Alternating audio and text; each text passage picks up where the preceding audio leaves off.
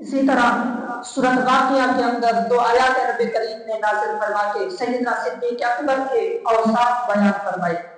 فرمایا والسابقون السابقون کہ وہ ذات جو پہلے آنے والوں میں سے سبقت لینے والوں سے سب سے زیادہ سبقت لینے والی ہے. اس سے مراد سیدنا صدیق اکبر کی ذات بابرکات ہے. سیدنا صدیق اکبر کی اگر سیرت کو دیکھا جائے تو ہر میدان کے اندر آپ نے لوگوں سے سبقت حاصل کی، لوگوں سے آگے بڑھنے والے تھے. چاہے وہ نبی علیہ السلام پر ایمان لانے والی بات ہو تو سیدنا صدیق اکبر سب سے پہلے. اگر نبی علیہ السلام پر اپنا مال خرچ کرنے کی باری آئے تو سیدنا صدیق اکبر سب سے پہلے ہے.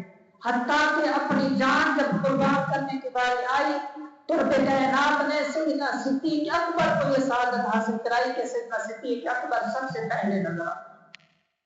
حضرت علی کرم اللہ وجہ الکریم ارشاد فرماتے ہیں، آپ فرماتے ہیں کہ ایک جنگ کے موقع پر ایسے حالات ہو گئے کہ صحابہ تمام منتشر ہو گئے.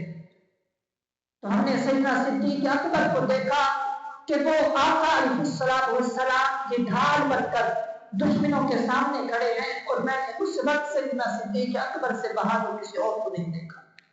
یہ اللہ کے شیر علی المرتضیٰ فرما رہے ہیں کہ نبی علیہ السلام کی ڈھال سیدنا صدیق اکبر کو بنا ہوا دیکھا، اور آپ سے بہادر میں نے کسی اور کو نہیں دیکھا.